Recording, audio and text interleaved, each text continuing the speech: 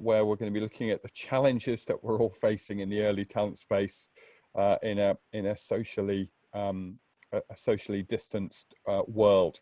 I do think that's a funny expression, socially distanced, because it's more physically distanced rather than socially distanced, but perhaps a debate for another day. But anyway, thank you all very much for joining. I'm really pleased. We've got some fantastic insights we're going to be sharing from you today. And we're going to start off with a quick welcome from Gill at the 5% Club. So good morning, everyone, and thank you so much for joining us. This is an experiment for the 5% Club, and I really want to thank MyKindaFuture and Grant Thornton for helping us make it happen.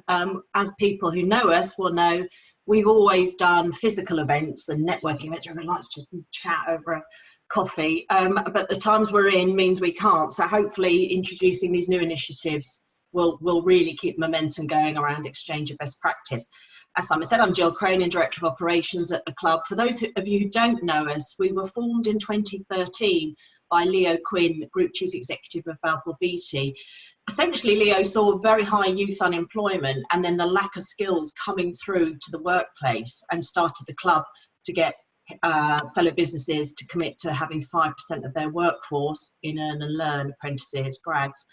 And today we see the threat of high youth unemployment. Again, the Resolution Foundation report this morning, lots of predictions, and I know Simon's going to touch on some other survey information. And I think, never have the reason why the club was started been more relevant. So, as I say, that's why we're here today. The speakers are now going to introduce themselves, and I'll also be doing a close at the end. So, thank you very much. Jill, thank you very much, and yeah, a big thank you to the 5% Club. So, so this is who we've got who are going to be sharing some data and some information.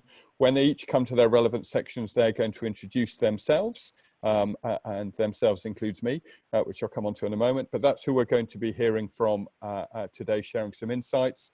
There will be, between a number of points during the webinar, we're going to have an opportunity for a Q&A.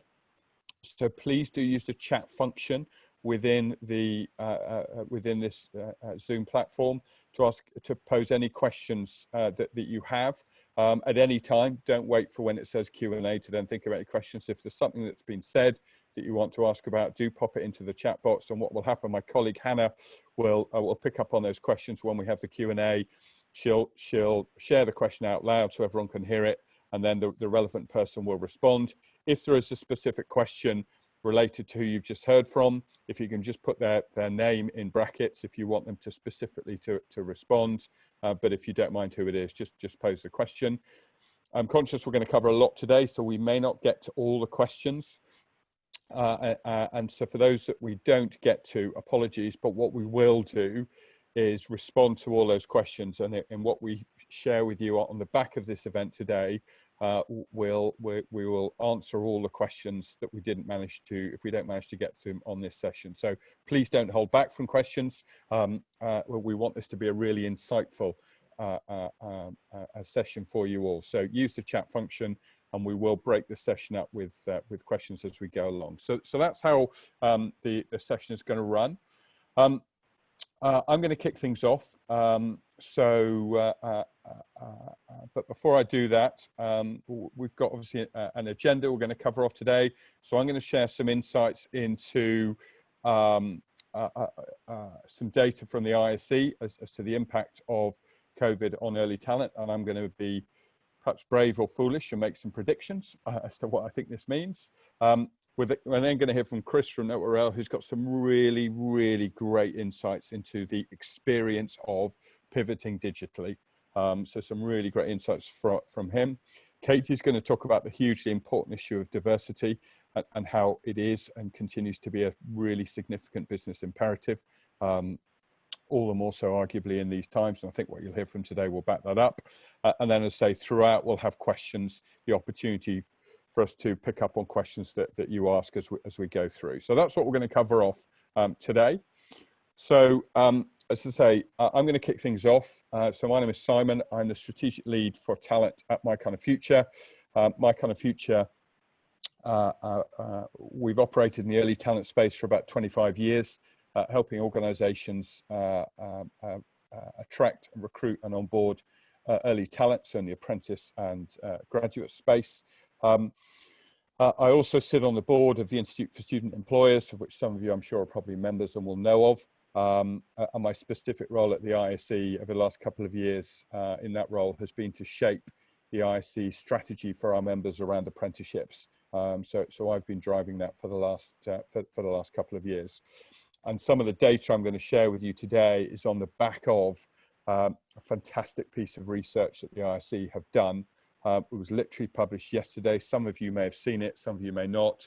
What I'm going to do is just touch on some of those key early findings and also some reflections on those. So if we look at what the impact has been of COVID-19 and lockdown on the early talent space, so for this year, for their 2020 intake, you can see there the numbers of the reduction in volumes for this year that companies have made as a result of COVID, and particularly impactful on interns and placements and apprenticeships, which is obviously a concern. And I'm sure we can have some interesting discussions about why it's higher with apprentices and school leavers than it is with grads. Interestingly, a third of companies are delaying start date. Might be just by a couple of weeks or a month, but some as late as January for what would normally have been a September start. So we are seeing companies start later, and the impact of that is keeping those individuals engaged, and or indeed, and I was having a conversation with an organisation just before this around what can be done to bring induction forward ahead of them actually starting. So again, that might be an interesting topic for today. And the other big one, which won't come as a surprise, is about 3/4 of those organisations surveyed are moving induction and L&D online. Not a big surprise, but really big, high volumes looking to do that. The other interesting piece it looks at is 2021 hiring numbers. So what's that going to look like as we sit here today? This research was completed the end of the first week of May. As we all know, it's a very fast-moving world. But I think I'm a little bit of a glass is half full, so I think what's reassuring is a third, as we sit here today, not expecting any change, 15% less, but 10% up. But 40% still, to be decided, and I'll reflect on that a little bit more in a moment. But there's some top line numbers, and the survey you can access from the ISE website, and in this deck, which we'll share with you, there's an embedded link to the full report. Looking at this in just getting behind the numbers a little bit.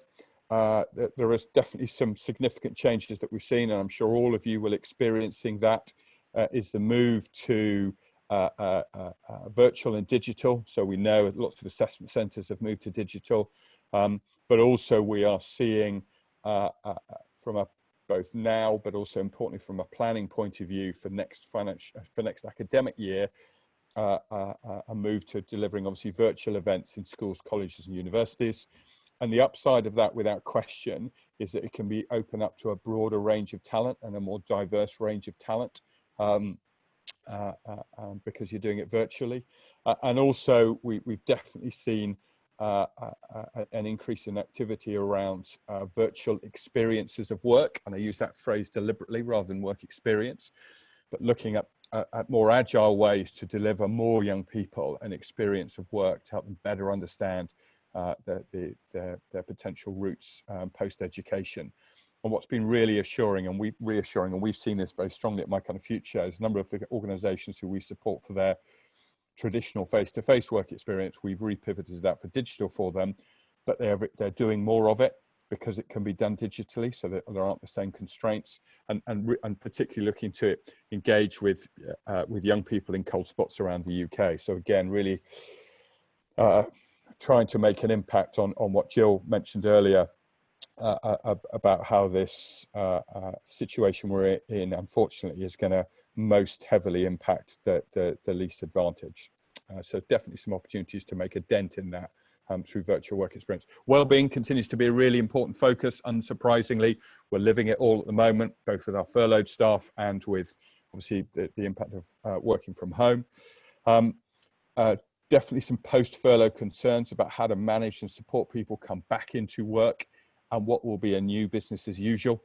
So what can be done to do that? And again, at MyKindaFuture, we've been running a number of webinars to share insights into what can and is being done.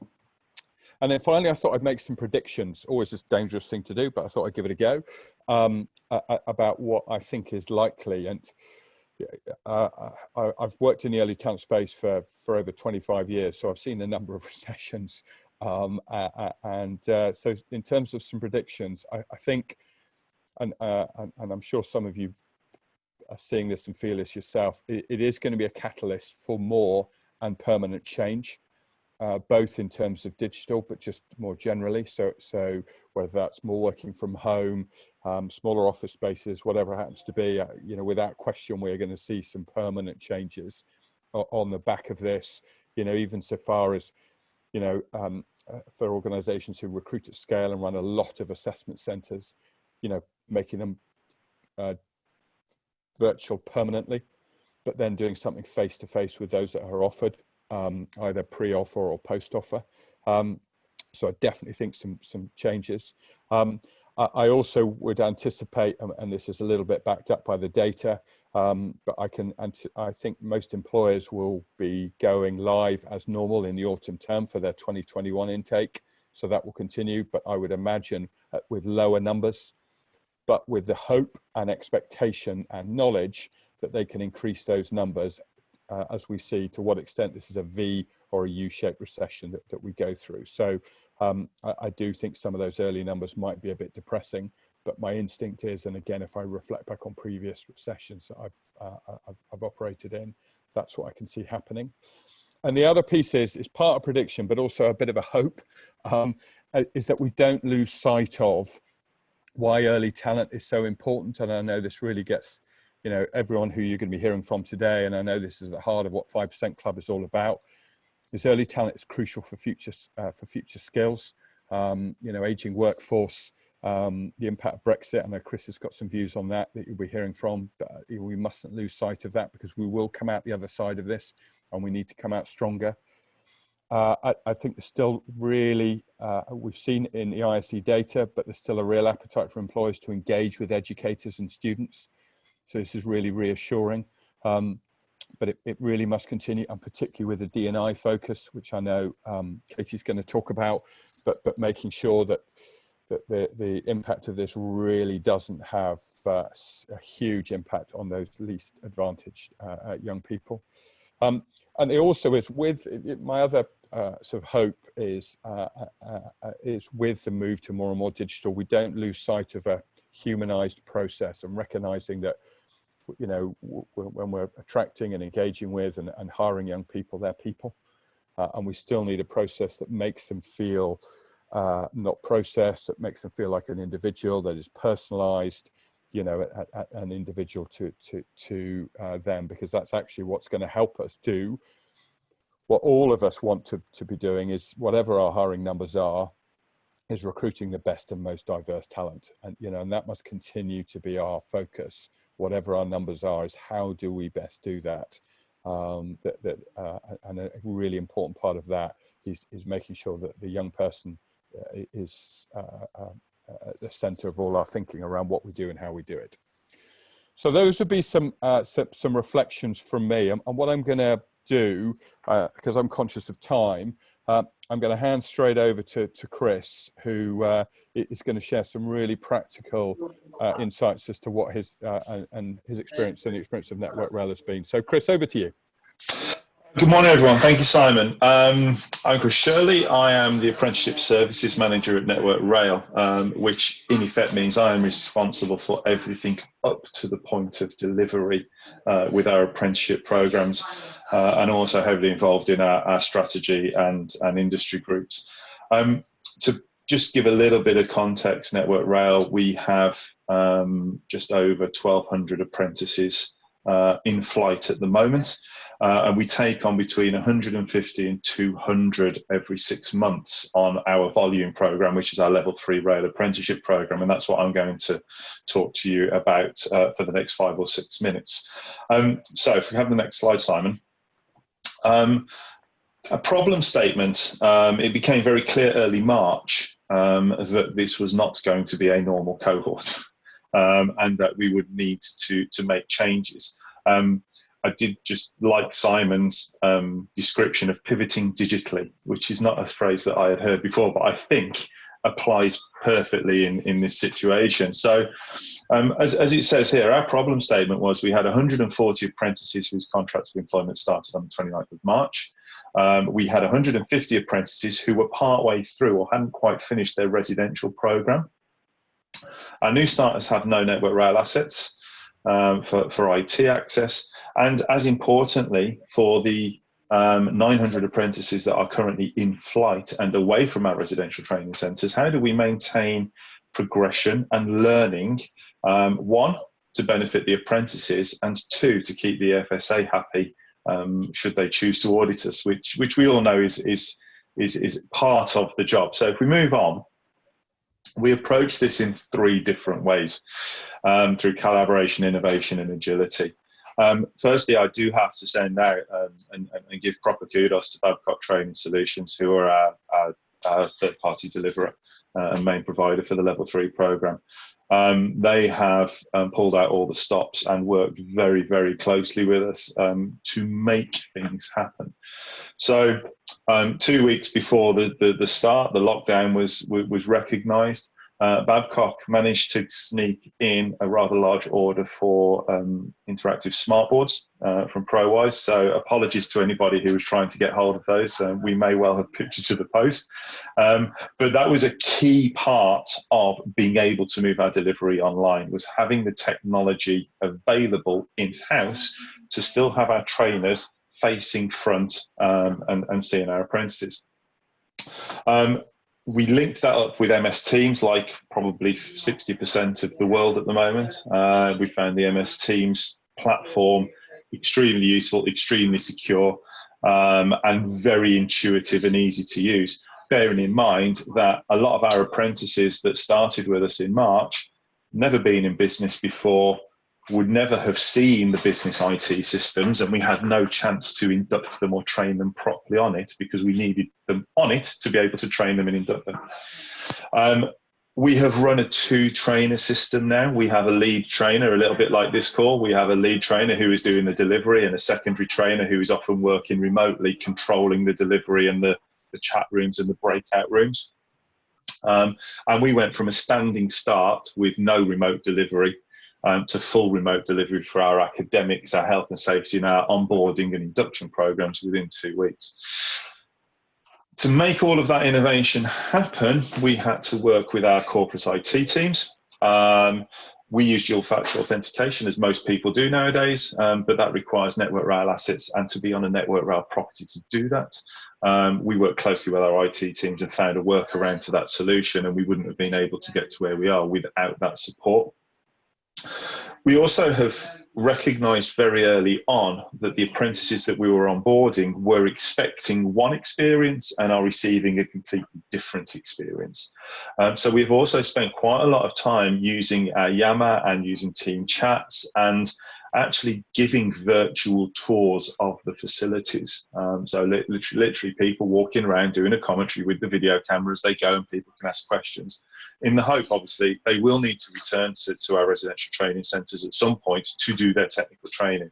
But again, it's about trying to give them as close an experience as they would have normally got to this. And then finally, agility. We stood up a new LMS, learner management system, in 4 weeks to aid us with the movement of learning materials, assignments, marking, and keeping that going.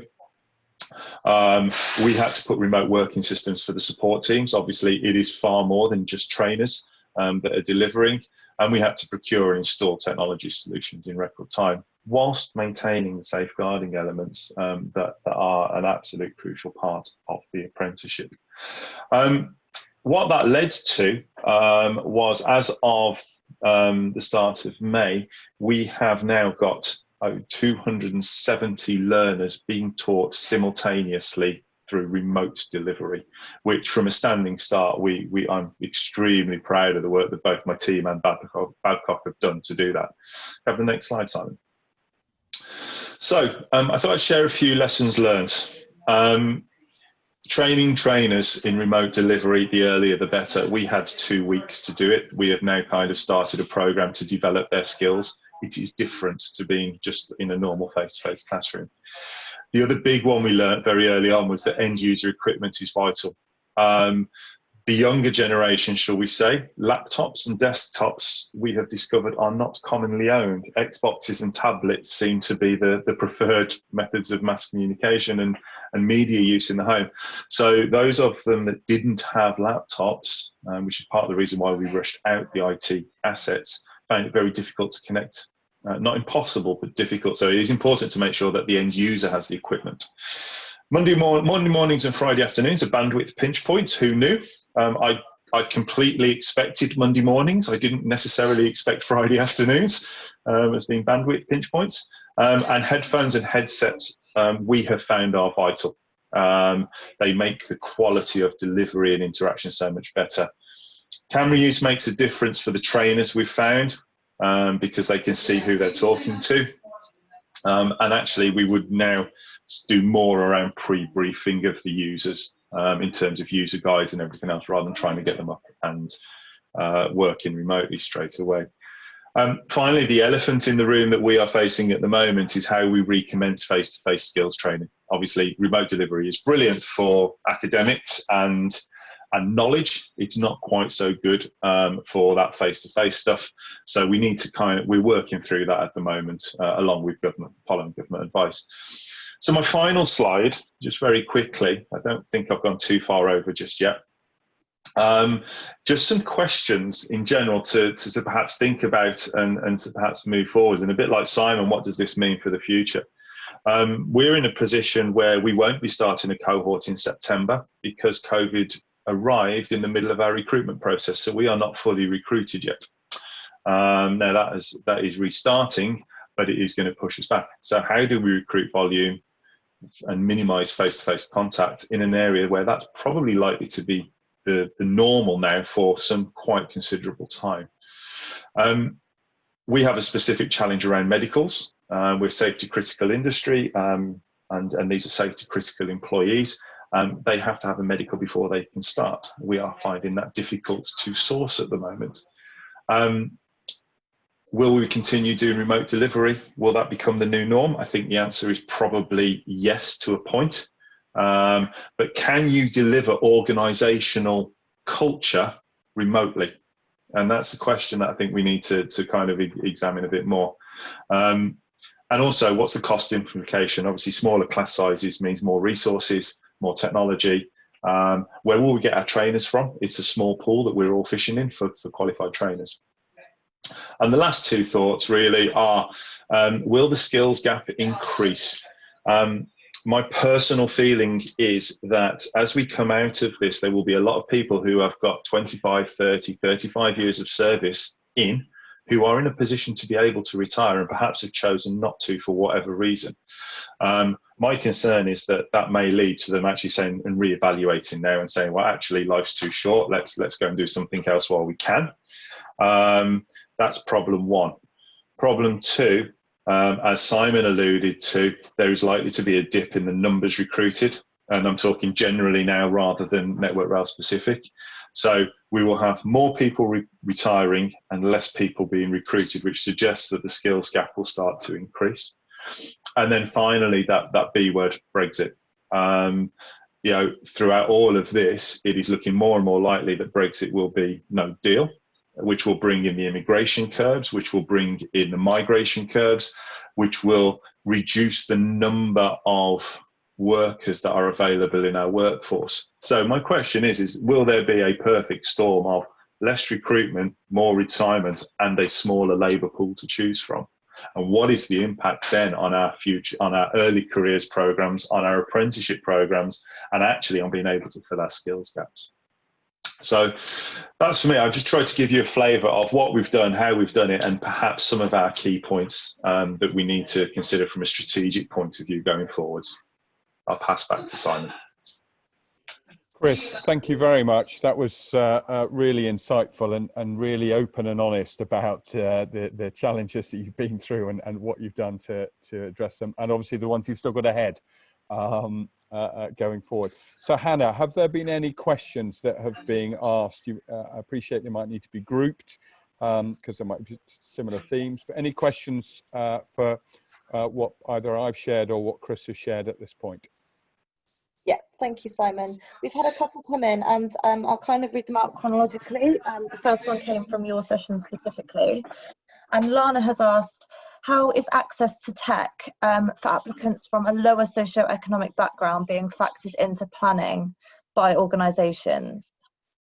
Yeah, it's a really good question, and I think there's a number of different examples that we've experienced, so I can definitely talk about it for our own experience. So for example, when it comes to things like work experience, we did some research and found some research which showed that anything between 20 and 35% of young people don't have access to technology on an ongoing basis. So we've actually planned into the work experience that we've repivoted to digital for up to 25 to 35% to be physically sent the materials in the post for them to take part in those activities. So that's one piece. I think the other piece is what's really critical, and the term we use a lot is having technology that's not always on. So in terms of what the activities they're having to do, it's not requiring them to be permanently online for 2 hours, for 4 hours, for 7 hours, whatever it happens to be, because if they're working from home, bandwidth issues, shared tech, all that kind of stuff is another really important piece. And the other piece that Chris alluded to, and you may want to jump in on this, Chris, is around they've got smartphones and tablets, but they don't have laptops. So again, thinking about what works on mobile, on smartphones and on tablets, but what needs a laptop or a PC, and again, just trying to think about how much of it can be served up where possible on smartphones or tablets. And I certainly, from our experience at MyKindaFuture with our connector platform, that's been a really important part of the content design, is what can be served up on smartphones. I think yeah, just very quickly, I'd absolutely concur on 10%, because with our program, we found about 10% didn't have the right kit to be able to access.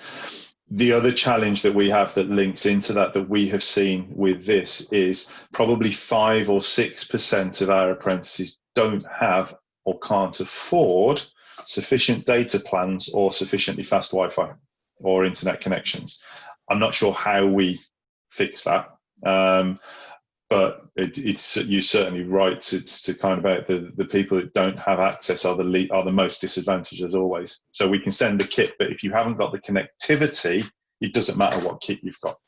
Yeah, I think that's such a good point. And linked to that is, and we've seen this in the tech space already, but this move to cloud-based technology and a move away from apps, because apps eat memories on phones. And so cloud-based again is another really important direction of travel when it comes to tech.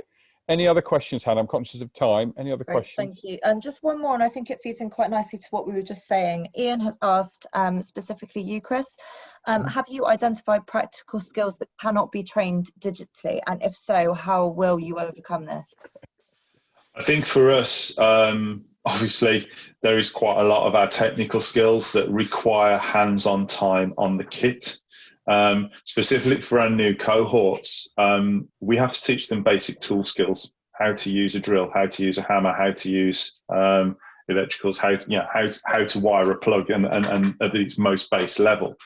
That's what we're working through at the moment. At the moment, we are delivering knowledge elements, not technical skills elements. We are working on being able to bring back very small classes with all the right PPE to be able to deliver that. But ultimately, to maintain the railway, you have to have hands on the kit to learn how to do it. And that's our biggest challenge, is how do we restart that technical skills training? There is only so much you can do with virtual reality or augmented reality before you need to know how the screw goes in the hole, or how you separate the rails, or how you stress the rails. It needs hands-on stuff. So I'm afraid I don't have an answer for that yet. And if I did, I would be setting myself up as a consultancy. And on that point, I'm just conscious of time, Hannah, so I'm sure there are probably some other questions, but just in the interest of time, and I want to make sure that Katie gets a chance to share. So I'm now going to hand over to our friends at Grant Thornton and to Katie, who's going to talk about the diversity piece. Shall I skip straight on to the next slide, Katie? Yeah, that'd be great. Thank you. Good morning. I think we're still morning, everyone. Katie Nightingale, Grant Thornton. I work within our business consulting team there, focused on helping clients with their people agenda. But in my previous role, I was head of early careers at the Kier Group. So very close to my heart is supporting new emerging diverse talent. I also have a role and the privilege to be on the 5% Club advisory panel. So still continuing to be very much part of that as well. I think hopefully, and I think most people on the call will probably know that actually to have a diverse and inclusive workforce is absolutely a must. But there is research out there that does say that those that are more diverse and are more inclusive are more profitable and more prosperous, and we know that that's the case. And so I think at the moment, particularly with everything that's going on, it's absolutely vital that we start to consider the impact on diverse workforce and being inclusive particularly. So Simon, if you wouldn't mind moving on to the next slide for me. Thank you to my glamorous assistant. So what are we seeing? And I think a couple of things have already kind of been brought up by Simon and Chris as well, but we are seeing a disproportionate effect on individuals from particularly BAME backgrounds and from those from lower socio-economic backgrounds, and very much picked up. We're going into a virtual world, but obviously there's a huge proportion of individuals, particularly from lower socioeconomic backgrounds, who don't have access to this tech. So there is going to be a disadvantage there. And as we start to move into a world where people are saying we're moving into the new normal, and we're expecting people to be much more digital, not be in offices, that will start to cause a bit of a problem. So we really need to be thinking about what we do with our working practices and what's going to benefit different people. We're also seeing a shift in expectations of both existing and prospective employees. People are now getting more time at home, they're spending more time with their families, they're perhaps having reduced working hours, they may be enforced on them, but they're seeing the benefit of that. And actually, as Chris said, people might start to think, I want to work, less hours, I want to enjoy life, I want to get better work-life balance. And they'll also be thinking about different things that are more important to them. So when I come on to talk about the employee value proposition, your promise to your people, it's thinking about what you might need to be doing differently with that. A couple of things I do want to pick up though that we are seeing, and very hot off the press coming to the news, is the increased uncertainty for new job seekers. We are seeing a huge amount of those claiming job seekers allowance, so there is a much bigger increase in unemployed, which puts a huge burden on or more competition, I suppose, for graduates, for apprentices, or for new individuals coming into the job market. So it's really going to be tough on them, particularly as they're going to be much more competition. So how do we support them to provide them with opportunities to be working whilst they can't, they perhaps can't find a role? How do we provide that work experience and that engagement, even if we're not recruiting ourselves? What can we do as employers? We are going to be seeing actually a lot of people where we've got the huge unemployment are going to start thinking differently about which careers that they might want to go into. They might have, particularly those within the hospitality and travel industry, there's going to be potentially quite a while before they can come back into the workplace. Are they going to be starting to look at different careers? So how do we support people moving across from different industries and look at those transferable skills so that, again, we can benefit our own pipeline? So as employers, there's just a couple of things that I kind of thought would be useful to kind of pick up on, and again, the kind of things that we're talking to clients about at Grant Thornton. And as I've mentioned, you know, as we are seeing differences in expectations, and we need to be thinking about an inclusive culture and increasing diversity, think about your promise to your people, so your employee value proposition. So that's everything from what you look like in terms of your image externally when you're attracting people, but also all of those things that your employees will get from you from working with you. And so need to start thinking about, is your kind of remuneration package, your benefits, are they still relevant to what people are wanting and needing? Something that we're talking to clients about in terms of sort of flexible benefits is thinking about it with the well-being lenses, and that being financial and economic, physical and social, and psychological and emotional. And what I mean by that is starting to think about different flexible options that people can think about adding to that will add value to their life. And that might even be things like, if they're looking for the need to have more tech in their life, or, you know, they're looking at, you know, broadband is important to them. What are we doing that we maybe could support that in that way? So something definitely to think about there. We're all starting to think about different ways of working, the new normal. Again, we're talking to clients about, how do you make agile working work for you? And when we mean agile, we don't just mean about people suddenly all working from home. We mean about maximizing output with, you know, minimum kind of constraints on employees, and it being flexible about how and where they work to perform at their best. So what we're saying is three kind of steps that you need to take around that is, you need to kind of assess or reflect on what your current situation is and what's the ambitions as an organisation, what's the time frame and what's the cost of that. And when you're doing this, make sure, and I can't stress this enough, that you are talking to your people. Understand what's working for them. What will work for one won't work for another. We've talked a lot about mental health and well-being, and actually working from home is not going to suit everyone. Sometimes home environments will be not a safe place for people, and their work environment is where they go to get away from that. So, you know, by shutting off offices is actually going to have a disproportionate effect on some individuals, and potentially, again, it may be those from lower socioeconomic backgrounds because they don't have the home life to support that. Secondly, think about your planning. What is your change agility to be able to kind of make this change to a more agile way of working? Think about that in terms of your property, technology, and your people. And then finally, when it comes to the implementation piece, change management is vital. There may be a lot of resistance to change. There may be a lack of skills around that. So really think about the physical and the psychological changes to be made. And lastly, you know, we're talking about attracting talent here, particularly early talent. Really think about and take this time at the moment to consider, are your recruitment practices going to be fit for purpose? Are they supporting people from all backgrounds? And bear in mind, we've talked about the ability to have access to tech.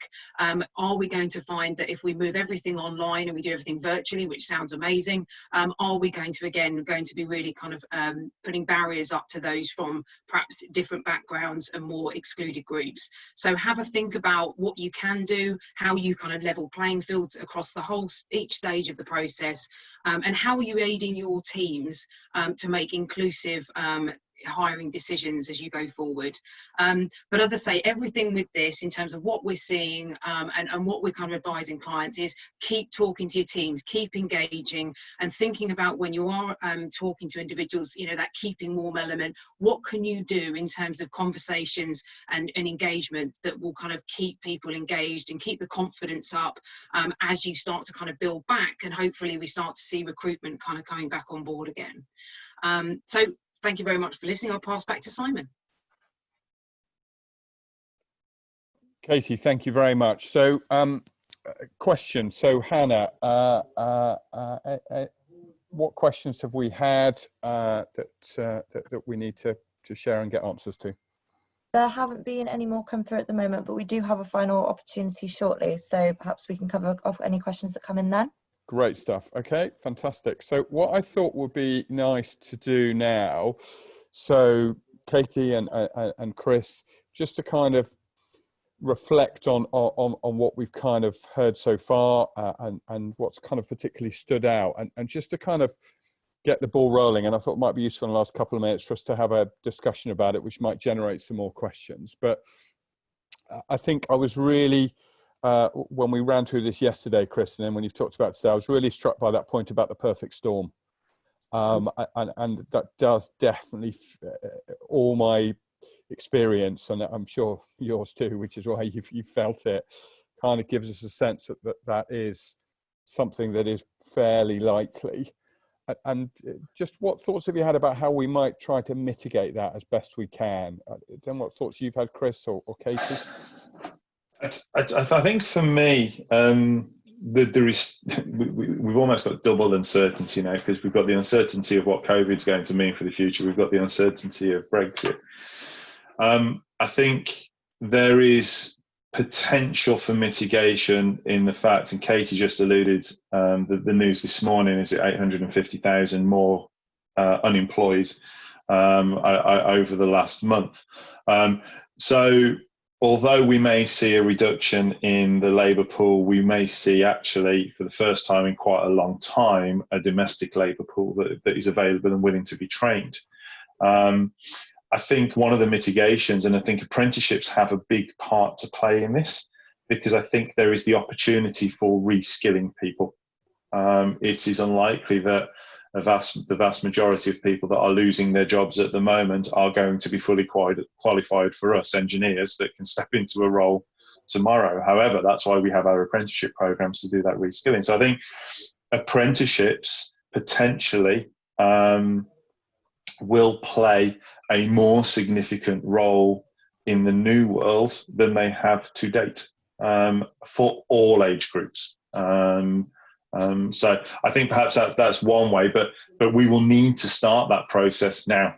You know, waiting until December is too late. I think it's linking in with that recruitment piece, Katie. I think, are our recruitment processes fit for purpose? Well, actually, do we need to reconsider what the ideal candidate looks like going forwards? Yeah, I think that's absolutely right. I think and this is where I talk about inclusive decision makings. We do need to kind of challenge what an apprentice or what a graduate or someone on an earn and learn looks like. And I think we still often have the visual image of a young person coming straight out of school. And I think we are absolutely going to be seeing a huge amount of people that will, not necessarily be wanting to make a career change, but having to, simply because they have no other choice. And that's going to be very, very scary. But I think as employers, we have got apprenticeships, which are a great opportunity to do that. But we do need to be thinking about how can we fast track people into roles, because there'll be a lot of people that have got huge responsibilities. They've got mortgages, they've got kids, partners, dependents of all sorts, and they really need to be getting into work quite quickly. But then as employers have got to make sure that they're coming in safely and they've got the right skills. But so I think that the sooner we can start thinking about that, and then really attracting that more diverse pool of talent, but they've got huge amounts of experience, huge amounts of transferable skills. So what can we do to start thinking about how we can attract those individuals? Yeah, I think that's such a good point, isn't it? It's around, because there's a number of elements to that, isn't there? There's the kind of, and you've kind of alluded to it, Katie, in your sessions. It's that psychological piece about imposter syndrome, and is this me, and can I learn these new skills? And so, that's one part of it. And then, for them to apply for those opportunities, it may be they've not applied for jobs in a lot of years, and so just aren't experienced. So there's the support that we're going to need to put around them to maximize the chances of those individuals then securing those roles, so that companies are bringing in that diversity of talent to address the challenges that they've got going forward. So I think that's that feels like a whole topic in itself. That we could probably have a whole other a session on it. And I've been scribbling all kinds of ideas down. So that might well be the case. I'm conscious of time. And we said to people we'd be done by 11:45. So Anna, were there any final questions? Yeah, just one request from Sophia. Oh no, there's a couple more coming in now. So Sophia asked Simon if we could share the link to the ISC research piece that you mentioned earlier. Yeah, it's the deck which we will share on the back of this with everybody has an embedded link in my slide. So yeah, it's all in there when we share the deck. Yep. Fab. And then Mary has asked, we have decided to defer our graduate intakes this year until early next year. What practical advice would the speaker give that keep those graduates engaged virtually? So is this people who've been, just for clarity, Mary, so if you could just type this, is this grads who've been offered a job were expected to start September, but they won't now be starting until January? So Yes. I can kind of give a little bit of insight to how we do this. So I think we are going to be starting our grads in September, but our keep warm activities start about 3 months before they join anyway. So we are starting now to point them into our resource centres, particularly around our safety side of things, get an understanding of the system of the railway. You know, the railway is not just track, it is a system of processes. So we have developed a number of online bite-sized pieces, and we release one of those every 2 or 3 weeks that give them a bit more information and a bit more knowledge about what they're coming into and how they're doing it. We run webinars, not too dissimilar to this one. We try and get them in, although we can't do that at the moment, obviously, but we try and bring them into the office for a day or two just to orientate them into what their learning environment is going to make. So really for us, it's about providing them with meaningful information that will help them when they arrive. Yeah, I think that's spot on. I think it's meaningful. And the other piece you mentioned there, Chris, is bite size. Yeah. That's really, really important. And if we look at our experience at MyKindaFuture with our tech platform connector, which does exactly that, Chris, it serves up that bite-sized chunks of content. When it's used in the pre-boarding space, if you get that bite-sized content right, and you issue it at specific times, and then you back it up with, we have digital mentors within the platform, we're looking at completion rates of every piece of content at between 80 and 85% by every new starter. So, and bite size is key to that. Is absolutely key to getting those engagement levels and them staying with it. Any other questions, Hannah? Sorry, Katie. I was just going to add to that. You know, we talked about the digital mentors. Is not to be taken lightly around the role of the line managers during this as well. Yeah. It's very, very important. There are multiple touch points, but bearing in mind that our line managers, this is a whole new experience potentially for managing teams remotely. So again, I would sort of talk to the leaders of the organisation, the HR teams. You know, please make sure your managers have got the right information, the right support and tools to manage people effectively, particularly those where we've got younger people, well, not necessarily younger, I shouldn't say that, new talent coming in, that they have got access to someone to speak to or multiple people. Yeah, fantastic. Hannah, I'm really conscious of time. Let's pick one more question. There's one more question and then we need to wrap up. One more question. And Kate has asked, with more people needing to change roles and the change of demographic we may see with apprenticeships, do you see apprenticeship salaries needing to change as they are traditionally lower? Good question. It's a really good question. I think for us, I think apprenticeship salary should reflect the role that the apprentices are coming into. Yeah. So I think if you're talking level 2, level 3 apprenticeships at entry level, I think the salaries will reflect that. I think if you're talking at higher education levels, 4, 5, 6, and 7, you're going to have to pay more to get the talent into your organisation. So competition will be higher. Yeah, definitely. And the other piece is, the other big unknown is supply and demand. We just don't know what impact that is going to have. But I think certainly, I concur with exactly what you said, Chris. I think it's about the salary needs to reflect the role. Regardless of what you, sadly or positively, regardless of your experience previously. Guys, that's it. I'm going to hand over to Gill just to close things off. But a big thank you for listening. I'm conscious we've overrun a little bit, but hopefully those questions were really useful.